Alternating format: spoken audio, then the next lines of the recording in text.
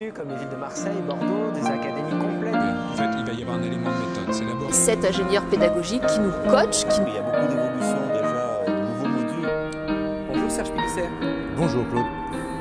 Tu organises le 18 juin la conférence de Paris sur le numérique, dont tu es le président.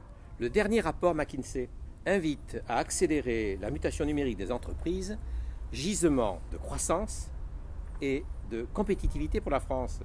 Est-ce une raison suffisante pour que tu aies organisé cet événement? Alors, c'est une question très intéressante. Évidemment, elle n'est pas suffisante, mais elle permet de mettre l'accent sur une question fondamentale, c'est-à-dire celle de l'appropriation du numérique par les entreprises. La conférence de Paris sur le numérique, effectivement, fait un constat totalement dramatique. C'est de considérer que les organisations patronales, les fédérations professionnelles, et en particulier le MEDEF, et j'assume véritablement ce que je suis en train de dire, n'a pas su depuis 20 ans prendre la mesure de l'importance du numérique pour les entreprises, pour toutes les entreprises. À part un peu la CGPME aujourd'hui, qui lance une très grande action de grande envergure sur les entreprises. Et je crois qu'en voyant les universités du numérique du MEDEF, moi ça m'alerte, ça ne me réjouit pas. À la fois on démultiplie la semaine du 18 juin un certain nombre de manifestations sur le numérique, donc ça va dans le bon sens, ça veut bien dire toute l'importance de la mesure du numérique pour la compétitivité de la France, de nos entreprises et la création de l'emploi, et de l'autre côté, ça m'alerte parce qu'on a un retard considérable sur le développement et l'appropriation du numérique par nos entreprises, et on le voit sur les résultats à l'international. Et ce même rapport précise que si la France se place dans la moyenne des pays comparables avec 110 milliards d'euros consacrés au numérique et 1,5 million d'emplois, on note que le décalage fort s'est créé entre l'adoption du numérique justement par les particuliers, par les citoyens, et un basculement qui tarde à se faire pour les entreprises et qui est attendu. C'est le grand paradoxe français, c'est-à-dire qu'à la fois les territoires versus l'État semblent s'approprier beaucoup plus rapidement le numérique au bénéfice des citoyens et parfois de leurs entreprises qui constituent le tissu économique. Et à la fois, effectivement, globalement, sur la macroéconomie, la France est très en retard. Tu parles de 110 milliards. En fait, on est dans une politique numérique de bisounours en ce moment. Ça ne pèse rien, 110 milliards. Il faut mesurer quelque chose. Prenons un sujet extrêmement important. Si nous réduisions, par exemple, considérablement le nombre d'élus, l'économie réalisée en 3 ans serait de 80 à 100 milliards. Et à partir de 3 ans, ça nous permettrait de financer une politique de développement et de modernisation de l'État équivalent à 800 milliards. Donc on est très loin du but. 110 milliards, ça ne pèse rien. On ne fait rien, on ne fibre pas le tiers de la France avec 100 milliards. Tu parles des élus, on pourrait parler des élites. Nombre de ceux qui s'intéressent au numérique parlent beaucoup des élus et des élites et constatent que, toi tu parles du nom, mais on peut parler aussi de leur niveau de compétence, de savoir sur ce qu'est le numérique. Et bien sûr, moi je crois qu'on ne prend pas le problème par le bon bout. Je le pense avec humilité. Je ne détiens pas forcément la vérité. Je dis simplement des choses simples. Au lieu d'essayer de faire rentrer le numérique dans un certain nombre d'administrations, prenons l'ENA. Eh bien, même si je suis radical, moi je prônerais la suppression de l'ENA. Pourquoi? Parce qu'en réalité, nos élites, on parlera des élus, mais nos élites aujourd'hui, non seulement n'ont pas pris la mesure, mais font des fautes gravissimes sur le ralentissement de cette appropriation et du déploiement du numérique. Comme ce sont ces élites qui nous gouvernent, d'où le décalage entre l'utilisateur sur le terrain et les élus ou les élites qui nous gouvernent. Donc l'ENA aujourd'hui ne sert à rien, si ce n'est de développer ou de favoriser une cooptation qui, sur des sujets aussi importants que la modernisation de l'État français, pour qu'elle puisse rentrer dans une compétition mondiale, et là c'est un échec total. Et personne ne le remet en question parce qu'on est, pardonne-moi l'expression, bouffé par les corporatismes, on n'ose pas faire bouger les lignes, et c'est le problème aussi de toutes ces fédérations professionnelles. Au lieu de mutualiser les fédérations professionnelles, comme en Allemagne, comme aux États-Unis, pour essayer d'avoir des forces et des tailles critiques, on démultiplie les organisations professionnelles qui ne savent pas parler d'une seule voix. Donc on ne sait pas aller chercher du business au niveau export, on n'est pas une équipe gagnante globalement, et on ne sait pas parler non plus d'une seule voix. Donc on ne s'attaque pas au vrai problème à mon sens. Alors la conférence de Paris sur le numérique va s'attaquer au moins au problème de la formation des élus. Oui, exactement. C'est un des sujets. Il y a un certain nombre de sujets. Je les reprends par rapport au point que tu as évoqué au départ, qui était la compétitivité, les plateformes de services, c'est un boom considérable. C'est les fameux GAFA. Enfin, d'ailleurs, je me plais à rappeler que les GAFA est une expression très française. Les Américains n'appellent même pas ce qu'on appelle les GAFA, les GAFA. Voilà, ce sont des plateformes de services. Il faut quand même observer une chose. Je veux dire, on est à la 21e place aujourd'hui sur les fameuses plateformes de services. Enfin, on n'a absolument pas su développer l'équivalent à travers un certain nombre de sociétés, voire de groupes qui se prétendent extrêmement, comme disent les anglo-saxons, up-to-date sur les problématiques d'Internet et numérique. Prenons Page Jaune. Enfin, je veux dire, à part faire du site web au kilomètre, qu'est-ce que fait Page Jaune? Enfin, je crois qu'il faut arrêter de se gargariser, il faut dire les choses véritablement. Ce sujet sera le sujet de la plénière d'ouverture sur, effectivement, est-ce qu'on a la possibilité de créer enfin des GAFA à la française ou des plateformes de services à la française. À la française ou à l'européenne? À la française et donc à l'européenne, bien entendu. Je crois qu'il faut voir un petit peu plus loin et mettre en perspective, ça va de soi. À la française parce que la conférence de Paris sur le numérique est une manifestation française. Je crois qu'il faut d'abord s'attaquer à nos problèmes avant de vouloir révolutionner le monde. Je veux dire, on a des problèmes chez nous.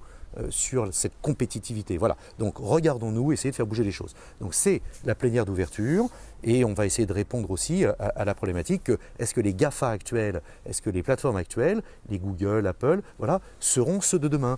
On voit émerger aujourd'hui dans le monde, et j'espère en France d'ailleurs, ce qu'on appelle des nouveaux barbares. Enfin voilà, de nouvelles sociétés qui vont prendre le pas sur une nouvelle forme de plateforme de service. Le THD? Alors, le THD, ça fait 10 ans qu'on en parle. Comme tu le sais, j'ai fondé Ruralytique, qui est aujourd'hui le premier rendez-vous des technologies d'information pour les collectivités locales. Alors, tu vas peut-être me trouver négatif. Non, c'est un demi-constat d'échec. Ça avance, les territoires se l'approprient. Je vis en partie dans le Cantal, donc je vois bien que le Cantal et l'Auvergne, véritablement, très tôt se sont appropriés et une des régions ou un des territoires les plus connectés. Les collectivités territoriales se sont saisies du dossier très tôt. Oui, mais ils en parlent. Mais il y a des écueils, et les écueils viennent d'où? C'est-à-dire qu'on légifère, on adopte, on crée des RIP, des réseaux d'initiative publique, on met à disposition du très haut débit pour pousser des nouveaux usages au bénéfice des citoyens et des entreprises, mais le principal écueil, et on en revient, est la formation des élus. On a 400 000 élus en France. Donc il ne suffit pas qu'un politique décrète la création d'un RIP, trouve les financements publics-privés sur le financement de la mise en place d'un réseau d'initiative publique pour pousser les nouveaux usages numériques dans les territoires. Encore faut-il que les élus derrière portent ça et soient eux-mêmes formés pour une nouvelle gouvernance publique. Or, sur 400 000 élus, 95% des élus ne sont pas formés. Moi, si j'étais élu, je préconiserais, et on va le lancer à la conférence de Paris sur le numérique, un code de gouvernance numérique. C'est-à-dire l'obligation pour les élus de se former dans, je dirais, la mise en place de leur politique publique. Les associations territoriales n'ont pas su, en 10 ans, former le plus grand nombre d'élus. Ce sont toujours les mêmes qu'on voit dans les débats, tantôt parlementaires, tantôt à la conférence de Paris sur le numérique, tantôt dans d'autres amphithéâtres. Le data est une source de développement, une source d'amélioration de la compétitivité des entreprises? Oui, c'est considérable, mais là aussi, évidemment, bon, il y a des écueils de traçabilité, de confidentialité, de sécurité. La data s'invite à tous les niveaux, puisque le fait de détenir ce nouveau pétrole, en réalité, c'est la donnée, c'est la nouvelle valeur, c'est le nouvel actif, en réalité, de l'entreprise, mais de l'entreprise aussi État. L'État est une entreprise dans ce cas-là, une entreprise publique, toutes les organisations. Donc oui, là, il y a véritablement un Eldorado. Il ne faudrait pas, comme le dossier médical partagé qui tournait autour de la problématique de la data liée à la santé, 20 ans après, c'est encore un échec. C'est-à-dire qu'on a dépensé des milliards et des millions, on a nourri des cabinets de conseil, on a nourri des sociétés de services, peu importe les noms, et on n'a pas de dossier médical. On se cache derrière la confidentialité des données, à se poser la question de savoir si celui qui va mourir doit le savoir, ou si le médecin doit... Enfin, à un moment donné, on n'est pas pragmatique. Donc oui, la donnée est importante, ça dépend comment, et je crois beaucoup, et nous avons invité Henri Verdier, qui va d'ailleurs, en plus d'être le patron d'État Lab, le Chief Data Officer, va en plus animer une table ronde très importante sur la révolution du Big Data, c'est-à-dire l'impact du Big Data sur l'ensemble des sujets, santé, sécurité, bien entendu, enfin tous les sujets, e-démocratie, enfin voilà. E-démocratie, data, e-gouvernement. E-gouvernement, bien entendu. Enfin, on le voit, toutes ces révolutions ont débuté avec l'ère d'Obama, mais aujourd'hui, il y a eu une expansion mondiale. Le e-gouvernement est fondamental. Comment l'État aujourd'hui peut maîtriser ces données et véritablement les utiliser pour des questions, y compris de sécurité publique. C'est un débat aujourd'hui qui est d'actualité. Cette conférence, c'est d'abord un lieu de rencontre. C'est un lieu de partage. Oui, c'est un lieu de rencontre, c'est un lieu de partage. C'est d'abord, si je devais le hiérarchiser, la première plateforme publique-privée neutre. Elle ne dépend pas d'une organisation syndicale. Elle n'est pas prônée ou initialisée par la chose publique. Il n'y a pas de langue de bois. D'ailleurs, j'ai presque envie de dire que moins il y a de ministres, mieux c'est. Plus il y a d'entreprises qui sont confrontées sur le terrain avec des agents de la fonction publique, avec des gens qui travaillent dans les ministères ou les décentralisés, mieux c'est. C'est-à-dire que ces gens-là touchent du doigt au quotidien la problématique de l'appropriation du déploiement. Combien vous attendez de personnes? Écoutez, aujourd'hui il y a 650 inscrits, nous sommes à 10 jours de la manifestation, il y aura entre 700 et 800 personnes, donc c'est le chiffre que nous attendions, particulièrement que des décideurs publics et privés, et on a un panel quasiment de 90% des organisations représentées, que ce soit dans l'administration, dans les collectivités, en passant par l'ISOC, en passant par les associations territoriales et par quelques politiques qui viennent bien entendu défendre, même si je suis très critique, défendre le travail qu'ils font. C'est important, mais aujourd'hui, il n'y a par exemple, à part 2 ou 3, quasiment plus de politique au sens élu de la majorité en place qui défendent ce numérique. Et il n'y en a pas beaucoup plus à droite d'ailleurs, à part Laure de la Raudière ou Corinne Hérel, voilà, pour le Parti Socialiste. Et on peut le déplorer. C'est-à-dire que ce n'est pas porté, en réalité, on est très frileux. On pense que c'est porté, on en est encore à la déclaration, mais l'action n'est pas encore celle qu'on pourrait imaginer. Alors, on a parlé pragmatisme, parlons juste un mot, éducation. Je pense que ce sujet est récurrent, on doit systématiquement en parler, parce que depuis Claude Allègre, on sait qu'il est absolument obligatoire de dégraisser le mammouth, mais aujourd'hui, comme dit un ami, il est même obligatoire de renforcer la puce. Voilà. Et je pense qu'on voit bien là, on n'en est plus à l'ère du mammouth, on en est à l'ère de la puce. Et je crois que la problématique de l'éducation, encore une fois, c'est la formation très tôt de ceux qui ont la difficile tâche d'enseigner à nos enfants, c'est l'évaluation juste de savoir où est-ce qu'on fait rentrer les tablettes numériques. Il ne faut pas les faire rentrer en force pour les faire rentrer et pour faire travailler un certain nombre de sociétés. Et je le dis, je l'assume, tels que Arcos, qui ont loupé le virage technologique. On achète, c'est comme le plan informatique avec Bull à l'époque, on s'efforce sur des mauvais rapports, parce qu'on est les champions des rapports, d'acheter massivement des tablettes. La problématique, ce n'est pas les tablettes, ce sont les contenus, c'est le process pédagogique, et c'est ça qui est important.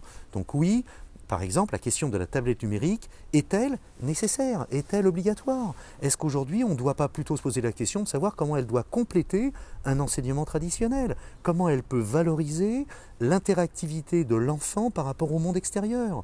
Et il faut se poser, encore une fois, je pense, les bonnes questions. Donc l'éducation, c'est majeur parce qu'on parle de nos enfants.